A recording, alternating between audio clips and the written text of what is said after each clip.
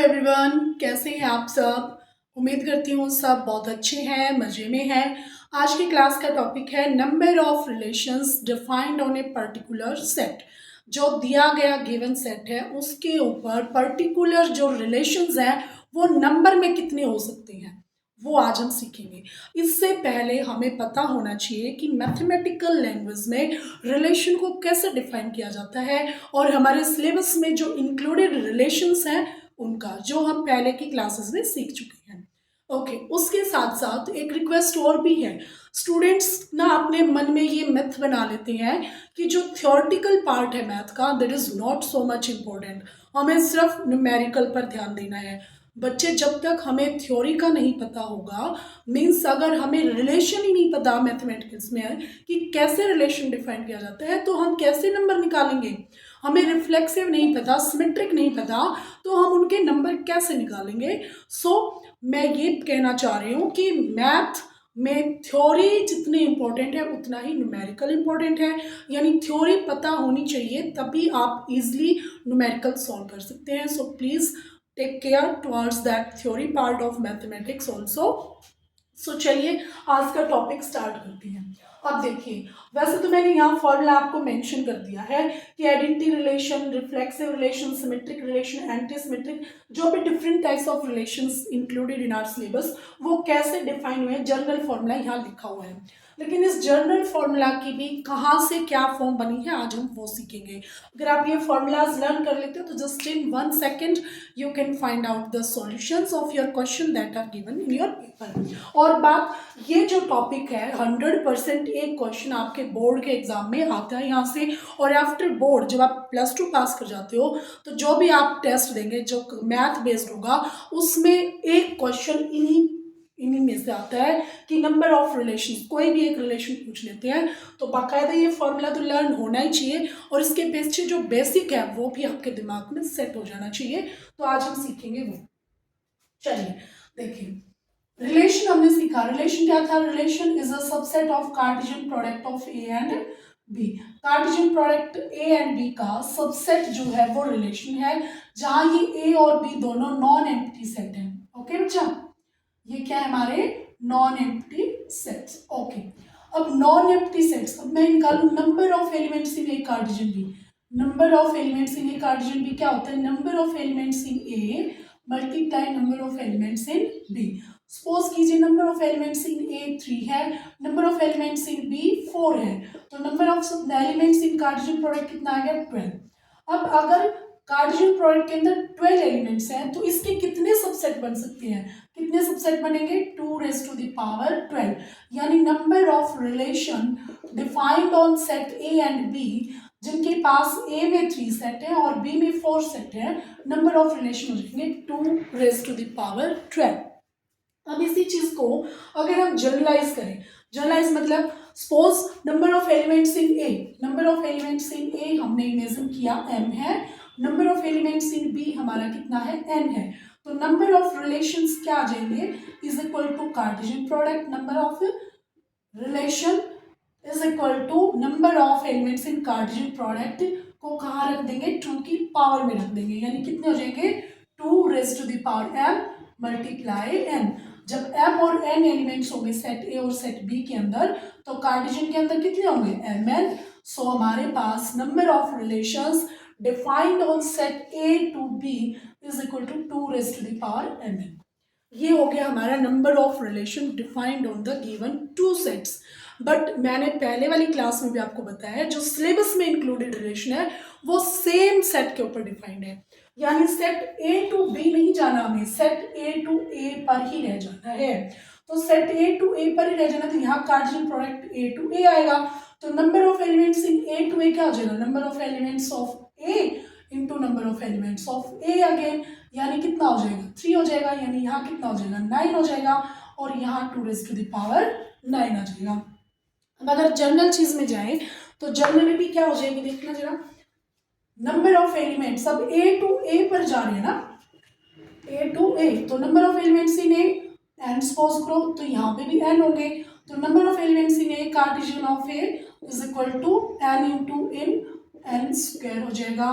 तो number of relations defined on set A to A is equal to 2 raised to the power n square. This is the main concept, number of relations defined on set A to B and A to A. Okay, okay. अब आते हैं हम, ये ध्यान रखना कि number of relations defined on set ए, यहां लिख देती हूं मैं, number of relations defined on A to A is equal to 2 raised to the power n square where n of A यानी number of elements in A is n. Okay okay. फिर आती है identity relation. तो अब आपको पता है, identity relation पता है? हाँ जी पता है। Identity relation means a relation in which element relate to itself only. Only मैंने पहले वाली क्लास में भी आपको ध्यान बताया था कि जब हम रिफ्लेक्ट आइडेंटिकल रिलेशन करते हैं ना, आइडेंटिकल और रिफ्लेक्सिव, इन दोनों में बस इसी चीज का डिफरेंस है, ओनली वर्ड का। अगर एलिमेंट खुद के साथ रिलेट होके है, सिर्फ सिर्फ खुद के साथ रिलेट होके है, तो वो रिलेशन आइडेंटिटी रिलेशन। देखिए एग्जांपल लेते हैं। मान लीजिए सेट ए लिया हमने 1 2 3 एलिमेंट्स। अब कार्टेशियन प्रोडक्ट में पॉसिबल ऑर्डर पेयर्स ऐसे होंगे 1 1 1 2 एंड सो ऑन, सारे नहीं करें क्योंकि कार्टेशियन प्रोडक्ट आप बना सकते हैं ए टू ए में। अब मैंने आइडेंटिटी रिलेशन बनाया, तो आइडेंटिटी रिलेशन में क्या आएगा? एलिमेंट रिलेट टू इटसेल्फ, यानी 1 1 होगा, 2 2 होगा, 3 3 होगा, यही होगा ना। और ये इस तरह का इकलौता एक ही रिलेशन होगा। आइडेंटिटी रिलेशन में elements relate to itself only, उसको बोलती है आइडेंटिटी रिलेशन। और किसी भी सेट के ऊपर ऐसा रिलेशन जहां पे एलिमेंट खुद के साथ रिलेट होगा, वो सिर्फ एक ही होता है। तो नंबर ऑफ आइडेंटिटी रिलेशन, कितने भी एलिमेंट्स हो सेट के अंदर, ऑलवेज कितना रहेगा? 1 1 1 1। क्या रह जाएगा हमारा? सिर्फ 1। आइडेंटिटी रिलेशन क्या हो जाएगा? 1। और आइडेंटिटी रिलेशन की डेफिनेशन में क्या ध्यान रखना है? Relation in which element relate to itself only, यानी for all A belongs to A, यानी दैट इज अ एलिमेंट। किसके एलिमेंट है? सेट के एलिमेंट्स हैं। तो ये ए के साथ रिलेट होके हमारे रिलेशन में चला जाए only, then this relation is called identical relation. Clear है? ओके, नेक्स्ट में आते हैं रिफ्लेक्सिव। ध्यान से देखना, number of relation and identical relation is easy. अब रिफ्लेक्सिव में देखिए, ध्यान से देखना। रिफ्लेक्सिव में क्या कहा, वही सेट फिर से लेते हैं 1 2 3। ओके, अब मैंने एक रिलेशन डिफाइन करना है जिसको मैं बोल रही हूँ रिफ्लेक्सिव होना चाहिए। तो रिफ्लेक्सिव में बेटा ये एलिमेंट खुद के साथ रिलेट होके तो आ ही सकती हैं, खुद एलिमेंट के साथ रिलेट होके तो आ ही जाएगा। उसके अलावा देखो मैंने यहाँ जर्नल पेयर बना रखे हैं, मान लो A1 A2 A3 A1, और इधर ये n एलिमेंट्स इधर लिया, n एलिमेंट्स इधर लिया, तो इनके जो पॉसिबल ऑर्डर पेयर बनेंगे वो ये ले रखे हैं। ठीक है, अब अगर हम इसका बनाएं तो इसका देखिए ना जरा, 1 2 3 1 2 3, 1 1 होगा, 1 2 1 3 2 1 2 2 2 3 3 1 3 2 3 3। ओके, ये जो डायगोनल एलिमेंट्स है ना, ये तो रिफ्लेक्सिव रिलेशन में जाएंगे, यानी जर्नल ये जो डायगोनल एलिमेंट्स हैं ये हमारे रिफ्लेक्सिव में जाएंगे, ये तो होंगे। क्योंकि रिफ्लेक्सिव की डेफिनेशन भी क्या है? Elements relate to itself and if element relate to any other elements then there is possibility कि वो भी इस रिफ्लेक्सिव रिलेशन में इंक्लूड हो सकता है। ओनली वर्ड नहीं है यहाँ पर, तो ये तो जाना ही जाना है, यानी इसके नाम का तो हम 1 लिख ही देते हैं कि दैट पॉसिबल ऑर्डर पेयर जो है जिसमें एलिमेंट खुद के साथ रिलेट है वो तो जाने, वो एक ही है। आगे आगे उसके बाद ये जो रिलेशन है, ये जो एलिमेंट्स है वो आ भी सकते हैं और नहीं भी आ सकते, यानी इस एलिमेंट को कितनी चॉइस मिली? 2 चॉइस मिली ना। ये इसके साथ जुड़ भी सकता है, नहीं भी जुड़ सकता है, ये इसमें आ भी सकता है, नहीं भी आ सकता है। सेम यहाँ पे। तो अब ये डायगोनल एलिमेंट को छोड़ के जो अपर ट्रायंगुलर और लोअर ट्रायंगुलर के अंदर कितने एलिमेंट्स बच गए हैं? देखिए कितने एलिमेंट्स से टोटल कितने हैं? 9 एलिमेंट्स हैं। 9 में से हमारे 3 चले गए हैं, तो कितने बचते हैं? 6 बच जाते हैं। 6 में से देखो 3 यहाँ है और 3 यहाँ है। अब ये 3 एलिमेंट्स को 2 चॉइस मिली है, 3 एलिमेंट्स को 2 चॉइस मिली है, 2 raised to the power 3। तो इसको अगर जर्नल करें तो इस 3 को कैसे लिखेंगे? 2 raised to the power 3 square minus 3, ऐसे लिखेंगे ना, 2 raise to the power 3 square minus 3, क्योंकि कितने एलिमेंट बच गए हमारे, 3 ये अपर ट्रायंगुलर में, 3 ये लोअर ट्रायंगुलर में, 6 हो गए ना, 6 एलिमेंट्स के पास चॉइस कितनी है, 2, तो 1 into 2 raise to the power 6, 2 raise to the power 6 मतलब 64 रिलेशन होंगे रिफ्लेक्सिव, कितने हो जाएंगे हमारे रिफ्लेक्सिव, 64, 3 एलिमेंट्स जब है वो कितने हो जाएंगे, 64। क्लियर हुआ? एक बार फिर से बता रही हूँ, ध्यान से देखना। रिफ्लेक्सिव रिलेशन उस रिलेशन को बोल रहे हैं जहां पर एलिमेंट खुद के साथ रिलेट हो, उसके अलावा भी वो दूसरे एलिमेंट के साथ रिलेट हो सकता है। ओके, तो खुद के साथ रिलेट होने का हमारे पास जो ये डायगोनल दिखाया गया ना, ये एलिमेंट है, यानी ये एक पॉसिबिलिटी है, तो हमने 1 लिख दिया। अब रिमेनिंग एलिमेंट देखो, ये जर्नलिटी पे जाएंगे हम। रिमेनिंग एलिमेंट कितने, जिसके अंदर 9 पॉसिबल ऑर्डर पेयर थे, 9 पॉसिबल ऑर्डर पेयर में से हमने 3 को तो ले लिया है, जो एक तो ये तो होने ही चाहिए रिफ्लेक्सिव में। अब बच कितने गए हैं, 3 अपर 3 लोअर, यानी टोटल 6, और इन 6 एलिमेंट्स के 2 चॉइस हैं, मतलब ये इसके साथ आ भी सकते हैं रिलेशन में, नहीं भी आ सकते, नहीं भी आएंगे तो भी रिफ्लेक्सिव तो रहना ही है ना, तो भी रिफ्लेक्सिव तो रहेगा ना, तो आ भी सकते हैं, नहीं भी आ सकते, 2 चॉइस, एलिमेंट कितने 6 है, तो 2 चॉइस है, एलिमेंट 6 है, तो रिलेशन बन जाएगी 2 रेज़ टू 6 64। अब इसको जर्नल लेके आते हैं, देखो जर्नलिटी में ध्यान से देखना, ये देखिए ये जनरल एलिमेंट्स हैं यहाँ लिखे हुए हैं, ये n एलिमेंट्स हैं, सेट ए के अंदर हमारे n एलिमेंट्स हैं। रिफ्लेक्सिव बनाना है तो ये डायगोनल एलिमेंट्स तो जाएंगी, ये एक ही पॉसिबल है कि ये तो सारे आने हैं, यानी ये तो श्योर है, और जो श्योर होता है उसको 1, ये तो आना ही है, इसकी पॉसिबिलिटी तो 1 है। उसके बाद यहाँ कितने एलिमेंट्स बचे, यहाँ हमारे कितने बचेंगे, ये अपर ट्रायंगुलर और लोअर ट्रायंगुलर में एलिमेंट्स बचेंगे हमारे, यहाँ लिखती हूँ 2n स्क्वायर माइनस n, क्योंकि ये n एलिमेंट माइनस कर दिए, टोटल नंबर ऑफ एलिमेंट्स कितनी है, n स्क्वायर है, total number of element n square होंगे ना, देखो अभी बढ़ाया था 3 एलिमेंट थे, 3 तो टोटल 9, 3 स्क्वायर वाला, तो यहाँ अगर n एलिमेंट है तो n स्क्वायर टोटल एलिमेंट है, n स्क्वायर टोटल एलिमेंट है, और डायगोनल एलिमेंट भी कितने हैं n, तो डायगोनल एलिमेंट तो हम ऑलरेडी ले चुके हैं, वो कर दिए हमने माइनस। अब जो ये n square minus n element है ना, इनके पास चॉइस कितनी है, 2, ये आ भी सकते हैं, नहीं भी आ सकते हैं, तो that is the possibility that these elements connect to the reflexive relation। तो यहाँ क्या लिख देंगे हम, 2n स्क्वायर माइनस n, और this is our formula for reflexive relation. Formula कैसे जाते हैं, तो आप ऐसे उसको कनेक्ट करके भी अपने बेसिक को क्लियर करते हुए भी हम फॉर्मूला फिर से बना सकते हैं। ओके, और even n is equal to 1 के लिए, 2 के लिए और 3 के लिए पॉसिबल रिफ्लेक्सिव रिलेशंस को भी आपको दिखा रखा है, वैल्यू रख के आप वेरीफाई कर सकते हैं। ओके, उसके बाद आता है सिमेट्रिक रिलेशन। अब सिमेट्रिक रिलेशन क्या है पहले तो वो देखते हैं। जैसे डेफिनेशन आपको याद होगी, सिमेट्रिक में कहते हैं अगर ए बी बिलोंग करता है आर में, तो बी ए भी बिलोंग करना चाहिए आर में, उसको बोलते हैं हम सिमेट्रिक रिलेशन। ओके, देखिए इसी सेट के ऊपर देखते हैं क्या है, बना लीजिए 1 2 3 1 2 3, 1 1 होगा यहाँ पे, 1 2 होगा, 1 3 होगा, देन 2 1 2 2 2 3। देखिए लेते हैं एक दूसरा एग्जांपल जिसमें हम सीखेंगे क्या, कि नंबर ऑफ सिमेट्रिक रिलेशन का फॉर्मूला कैसे जनरेट हुआ है। देखिए अब ए सेट लिया हमने, जिसमें एलिमेंट क्या है 1 2 3, इसमें अगर हम इसके पॉसिबल ऑर्डर पेयर बनाएं तो क्या बन जाएंगे, 1 1 1 2 1 3 2 1 2 2 2 3 3 1 3 2 एंड 3 3। ध्यान से देखना, अब ये जो डायगोनल एलिमेंट है, डायगोनल के अंदर कितने एलिमेंट है, फिलहाल हमारे पास 3 एलिमेंट है। अब इन 3 एलिमेंट्स के पास चॉइस, अब ये सिमेट्रिक रिलेशन में हो भी सकते हैं और नहीं भी, क्योंकि सिमेट्रिक रिलेशन ये कहता है अगर ए बी है ना तो बी ए होना चाहिए, ये कहते हैं ना, तो ये अगर है तो 1 1 1 तो उल्टा सीधा एक जैसे रहेगा ना, तो ये हो भी सकते हैं और नहीं भी।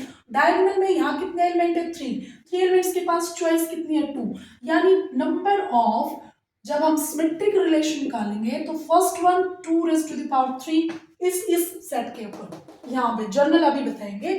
फिर जो ये हमारे पास नॉन डायगोनल एलिमेंट्स बच गए, नॉन डायगोनल एलिमेंट्स कितने बच गए यहाँ पे, 3 ऊपर और 3 नीचे, 6 है ना, और 6 एलिमेंट के पास चॉइस कितनी है, 2, यानी हम कर सकते हैं 2 रेज टू द पावर 6। और ये 2 रेज टू द पावर 6 है, इसको लिखने का तरीका क्या है, 2 raise to the power 3 into total कितने हैं 2 raise to the power 9 elements है ना, 9 का मतलब कितना हुआ, क्या लिखे यहाँ पे 3 स्क्वायर माइनस 3, ये लिखेंगे ना, 3 स्क्वायर मतलब 9, 9 माइनस 3 मतलब 6 टू की पावर 6, यानी यहाँ लिख सकते हैं हम 3 स्क्वायर माइनस 3। अब ये क्यों बनाए, काम तो इससे भी चल जाएगा हमारा, लेकिन यहाँ से ना ये जो फॉर्म बनी है ना सिमेट्रिक रिलेशन, ये बन जाएगी। अब यहाँ क्या बन जाएगा, 2 raise to the power 3 into 2 raise to the power 6 आ गया भाई। अब इसमें जनरल एलिमेंट्स, सपोज कीजिए हमारे पास ये n एलिमेंट्स हैं, तो ये फॉर्मूला कैसे बना, देखो ये n डायगोनल एलिमेंट्स हैं, कितने एलिमेंट्स यहाँ पे डायगोनल में n, इनके पास चॉइस कितनी 2 raise to the power n बना।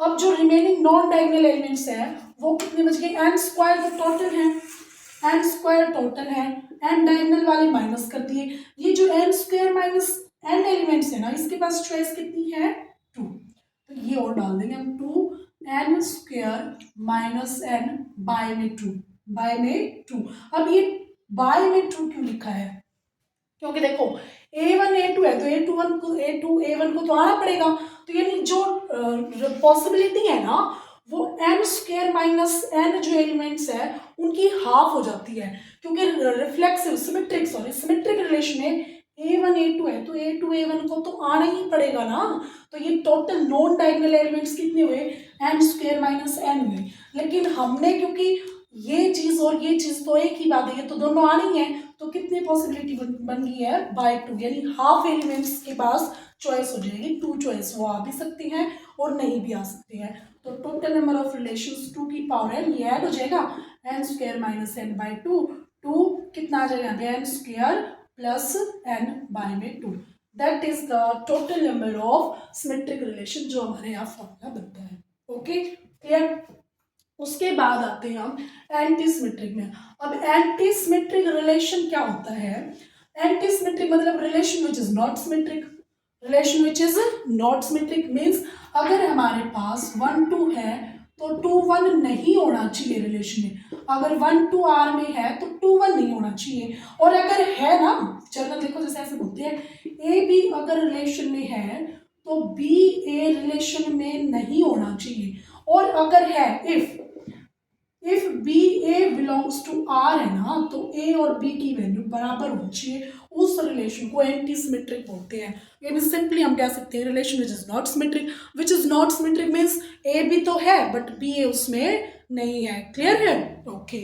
तो अब यहाँ देखते हैं एक बार कैसे जो ये फॉर्मूला जनरेट हुआ है वो कैसे हुआ है। सबसे पहले देखिए जो डायगोनल एलिमेंट है ये तो आएंगे, क्योंकि मैंने क्या कहा ए बी अगर आर में है तो बी ए भी अगर आर में मिला तो वहां condition A is equal to B की हो जानी चाहिए, यानी ये डायगोनल एलिमेंट तो गए, यानी ये डायगोनल एलिमेंट तो एंटी सिमेट्रिक में आ रहे हैं। और ये डायगोनल एलिमेंट है कितने 2, इनके पास कितनी चॉइस है 2 चॉइस, यहाँ n आएगा 2 की पावर n आएगा, यहाँ पे n एलिमेंट्स हैं, n एलिमेंट्स के पास है चॉइस 2, वो आ भी सकते हैं और नहीं भी आ सकते, तो 2 raise to the power n। Okay, उसके बाद जो हमारे एंटी सिमेट्रिक रिलेशन जो नॉन डायगोनल एलिमेंट्स बच गए हैं वो कितने बच गए हैं n square minus n element है जो नॉन डायगोनल है। ओके, अब उनके पास चॉइस कितनी है, चॉइस है बेटा उनके पास 4 चॉइस कैसे जाती है a1 a2, ये कितने एलिमेंट्स बचे पहले तो ध्यान से देखो n square minus n element बचे, इन n square minus n elements के पास ना 4 चॉइस है। कैसे बोलिए मैंने 4 चॉइस, ये और ये आ भी सकते हैं, 2 एलिमेंट हो गए और 2 एलिमेंट्स में से दोनों के पास 2 चॉइस है ना, आ भी सकते हैं नहीं भी आ सकते हैं, तो दोनों 2 एलिमेंट्स चॉइस कितनी 4, तो ये n स्क्वायर माइनस n है ना, इनके पास 4 चॉइस है, 4 में से अगर एक आ जाता है तो दूसरा नहीं आएगा, यानी रिमेनिंग जो 3 चॉइस है n square minus n by 2 की रह जाती हैं, क्योंकि यहाँ पे हमारे पास कितने एलिमेंट्स हुए n स्क्वायर माइनस n, अब उतने ही नीचे है तो n square minus n by 2, उनके पास चॉइस कितनी हुई 3, टोटल चॉइस 4 थी तो 3 चॉइस बन जाती है, और ये जो है नंबर ऑफ एंटी सिमेट्रिक के लिए फॉर्मूला बन जाता है, और यहाँ हमने नीचे इवेलुएट भी कर रखा है। अब जो ट्रांजिटिव रिलेशन है ना, उसके लिए कोई पर्टिकुलर फॉर्मूला नहीं है, बस ये याद कर लीजिए, क्योंकि ज़्यादा लंबा पूछते भी नहीं है। ये तो आपका कितने पर भी पूछ सकते हैं, जहाँ पे जनरल फॉर्मूला हमारा तैयार हो गया है। लेकिन ट्रांजिटिव रिलेशन, अगर नंबर ऑफ एलिमेंट्स 1 है तो 2 हो जाते हैं, नंबर ऑफ एलिमेंट्स 2 है तो 13 हो जाते हैं, नंबर ऑफ एलिमेंट्स 3 है तो 171 हो जाते हैं। ये आप लर्न कर लीजिए। ओके, इक्विवेलेंस रिलेशन देखिए, बता देती हूँ फिर से।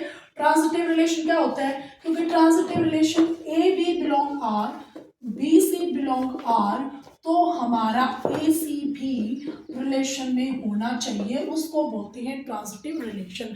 तो उसको अगर ट्रांजिटिव बोलते हैं तो इसका फॉर्मूला जनरेट करने में बहुत टाइम लग जाता है। तो आप ये 3 याद कर लीजिए कि थोड़ा सा टिपिकल है, मतलब टिपिकल से अच्छा 3 तक ही पूछा गया है जहाँ तक अब तक की जो ऑब्जर्वेशन है, पेपर देखे गए हैं आपके कॉम्पिटिटिव टेस्ट में, तो एन की वैल्यू 1 2 3 तक ही ट्रांजिटिव रिलेशन पूछे गए हैं, आप याद कर सकते हैं। अब इक्विवेलेंस रिलेशन, इक्विवेलेंस रिलेशन का भी वैसे कोई फॉर्मूला नहीं है, बट बैली एक मैथमेटिशियन हुए हैं, उन्होंने थोड़ा सा इसके ऊपर काम किया था कि इक्विवेलेंस रिलेशन कैसे निकालते हैं, और उन्हीं के नाम से बैली मेथड आ जाता है इंट्रोडक्शन में कि इक्विवेलेंस रिलेशन कैसे निकालते हैं। ध्यान से देखना, बैली ने क्या कहा कि ऐसे ट्रायंगल बना लो, 1 से स्टार्ट करो, 1 तो इसके नीचे 1 ही लिखना है, फिर इन दोनों को ऐड करके यहाँ लिखोगे। अब देखो, नंबर ऑफ एलिमेंट्स अगर 1 है ना रिलेशन में, यानी एन ऑफ ए अगर 1 है तो नंबर ऑफ इक्विवेलेंस रिलेशन 1 ही रहेगा। नंबर ऑफ एलिमेंट्स अगर ए के अंदर 2 है ना, तो नंबर ऑफ रिलेशन, अब ये 2 एलिमेंट ये मिला 1 2, तो इसका जो लास्ट एलिमेंट है यानी 2 आ जाएगा। ठीक है, आगे देखते हैं। अब आगे वाले ट्रायंगल कैसे बनाएंगे, अगर नंबर ऑफ एलिमेंट्स इन ए के अंदर 3 है, तो देखिए इन दोनों को, यानी यहाँ जो एंड हुआ है, एंड 2 पे रहती है, यहाँ 2 लिखिए, फिर इन दोनों को ऐड करके यहाँ लिखिए 3, फिर इन दोनों को ऐड करके यहाँ लिखिए 5। देखो 3 एलिमेंट हो गए ना, 1 2 3, तो जहाँ पे नंबर ऑफ एलिमेंट सेट के अंदर 3 होंगे ना, तो वहाँ नंबर ऑफ इक्विवेलेंस रिलेशन कितने हो जाएंगे, 5। अब अगर एंड 4 है तो देखिए, अब क्या करना है हमें, जो ये एंड हुआ है वो लिखना है यहाँ पर। अब इन दोनों की एडिशन यहाँ, इन दोनों की एडिशन यहाँ, इन दोनों की एडिशन यहाँ।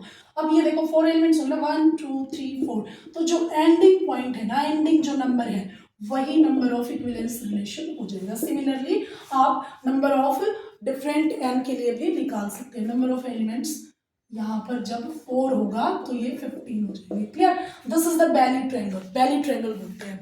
एक बार फिर बताओ। ओके, देखिए कैसे किया। नंबर ऑफ एलिमेंट्स अगर 1 है तो 1 ही आ जाएगा, नंबर ऑफ एलिमेंट्स अगर 2 है तो देखो 1 से स्टार्ट किया, तो अब यहाँ ये रो लगा लीजिए, बेस ट्रायंगल का बेस लगा लीजिए, इसमें 2 एलिमेंट्स 1, इन दोनों का ऐड करके 2, यानी ये अब ये एलिमेंट्स कितने दिख रहे हैं, 2, तो इसका जो लास्ट नंबर है ना वो नंबर ऑफ इक्विवेलेंस रिलेशन है। अब अगर नंबर ऑफ एलिमेंट्स 3 है तो 1 1, फिर यहाँ 2, इन दोनों के एडिशन 2 लिखा। अब जो एंडिंग ये 2 था ना, इसको यहाँ लिख दो, लिखा, इन दोनों को ऐड करके यहाँ लिख दो, इन दोनों को ऐड करके यहाँ लिख दो। अब एलिमेंट्स हो गए ना 3, तो जो लास्ट नंबर है 5, ये नंबर ऑफ एलिमेंट्स अगर सेट के अंदर 3 है तो इक्विवेलेंस रिलेशन कितने हो जाएंगे, 5। अगर नंबर ऑफ एलिमेंट्स 4 है तो 4 देखिए, अब ये जो लास्ट है वो यहाँ लिखेंगे, इन दोनों की एडिशन यहाँ, इन दोनों की यहाँ, इन दोनों की यहाँ, हो गए ना 4 एलिमेंट्स। तो ये जो लास्ट नंबर है ये हमारा इक्विवेलेंस रिलेशन हो जाएगा जब नंबर ऑफ एलिमेंट्स सेट के अंदर 4 है, तो नंबर ऑफ इक्विवेलेंस रिलेशन कितने हो जाएंगे, 15 हो जाएंगे। और this is the table that you can learn the formula. और डेफिनेटली मतलब 100% श्योरिटी है कि इसमें से जो क्वेश्चन है वो बिल्कुल आपके बोर्ड एग्जाम में भी आएगा, और उसके बाद भी जितने कॉम्पिटिटिव टेस्ट मैथ बेस्ड होंगे उसमें भी पूछा जाता है। बहुत इंपॉर्टेंट टॉपिक है for all the exams. So I hope that all doubts and all concepts related to number of relation is clear to all students. Good luck.